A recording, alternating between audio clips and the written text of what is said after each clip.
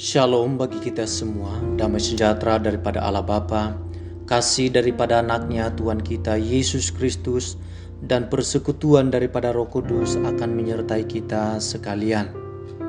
Malam hari ini kembali lagi bersama saya Pendeta Jaya Hulu dalam program Renungan Malam. Sebelum kita merenungkan firman Tuhan, mari kita datang kepada Tuhan dengan sikap hati yang terbuka. Bapa yang baik, terima kasih buat malam hari ini. Aku mengucap syukur kepadamu oleh karena penyertaan-Mu, kebaikan-Mu yang telah kuterima di sepanjang hari ini. Dan malam hari ini aku kembali berkesempatan merenungkan firman-Mu. Kiranya Engkau yang membuka hati dan pikiranku, sehingga dengan demikian kebenaran-Mu ini dapat menuntun aku menjadi orang yang bijaksana, memiliki karakter dan pikiran yang sama seperti yang ada di dalam Kristus Yesus Tuhanku. Pada malam hari ini, berbicaralah bagiku. Di dalam nama Tuhan Yesus aku telah berdoa. Amin. Perenungan firman Tuhan pada malam hari ini kita ambil di dalam 2 Tawarikh 24 ayat 24 dan 25. Demikianlah firman Tuhan. Walaupun tentara Aram itu datang dengan sedikit orang, namun Tuhan telah menyerahkan tentara yang sangat besar kepada mereka.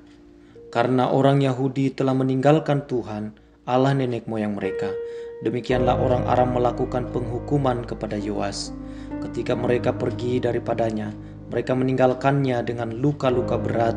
Pegawai-pegawainya mengadakan persepakatan terhadap dia karena darah anak Imam Yoyada itu, lalu membunuhnya di atas tempat tidurnya.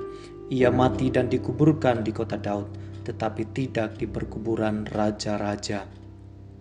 Saudara-saudari, bukan kehebatan kita, namun perlindungan Tuhanlah yang memungkinkan kita untuk mengalami damai sejahtera yang sejati. Banyak orang yang memasang pagar rumah yang kokoh dan tinggi agar ia merasa tentram karena rumahnya tidak mudah dimasuki oleh pencuri. Tentu hal itu bukanlah upaya yang keliru, namun tidak sempurna, sebab rumah yang berpagar kuat dan rapat pun tetap dapat dimasuki oleh penjahat. Sesungguhnya Tuhanlah pelindung dan dapat diandalkan. Ia tidak pernah lalai dalam menjaga orang yang berharap kepadanya. Itu sebabnya bila umatnya berpaling dan meninggalkan dia, maka yang bersangkutan akan berada di dalam keadaan yang rentan terhadap bahaya. Keruntuhan karena berpaling dengan meninggalkan Tuhan itulah yang dialami oleh Yoas, Raja Yehuda. Sebagaimana yang dicatat di dalam 2 Tawarikh 24 ayat 24 dan 25 ini. Menjelang akhir pemerintahan Yoas, membiarkan bangsa Yehuda jatuh ke dalam penyembahan berhala.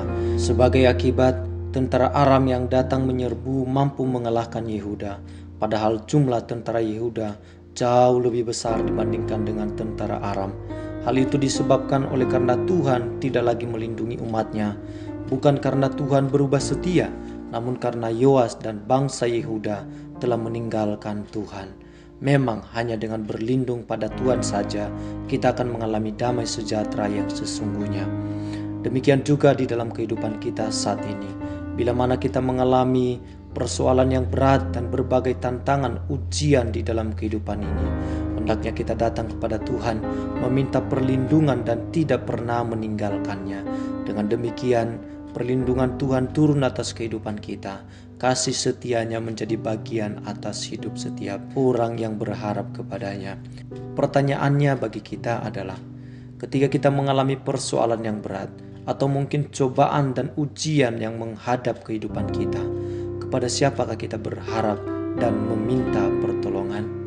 Apakah buktinya? Mari kita berdoa. Tuhan, aku bersyukur oleh sebab anugerah-Mu, maka diriku yang penuh dengan kekurangan ini masih Engkau izinkan untuk datang kepadamu.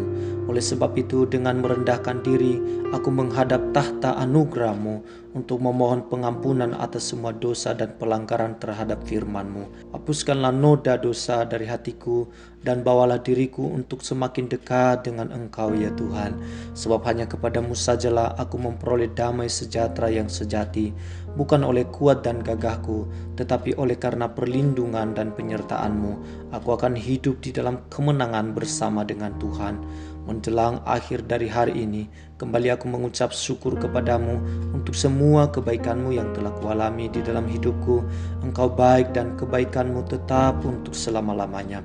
Penyertaan dan tuntunan-Mu yang telah kualami dari hari ke hari memungkinkan diriku untuk memandang masa depan dengan penuh pengharapan.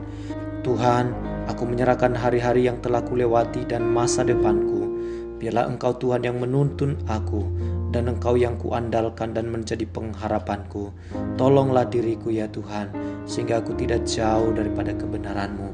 Dan malam hari ini aku kembali mengungkapkan iman kepercayaanku kepada Tuhan.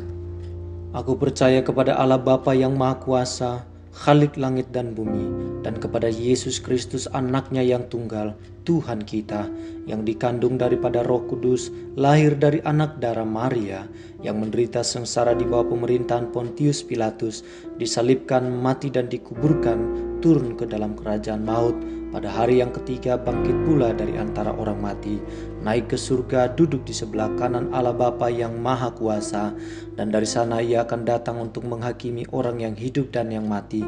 Aku percaya kepada Roh Kudus, gereja yang kudus dan am, persekutuan orang kudus, pengampunan dosa, kebangkitan tubuh dan hidup yang kekal. Di dalam nama Tuhan Yesus aku telah berdoa. Amin. Saudara-saudari, bila saudara diberkati dengan perenungan pada malam hari ini, silakan meninggalkan komentar di bawah ini. Terima kasih sudah bersama dengan saya pada malam hari ini. Tuhan memberkati kita semua. Amin.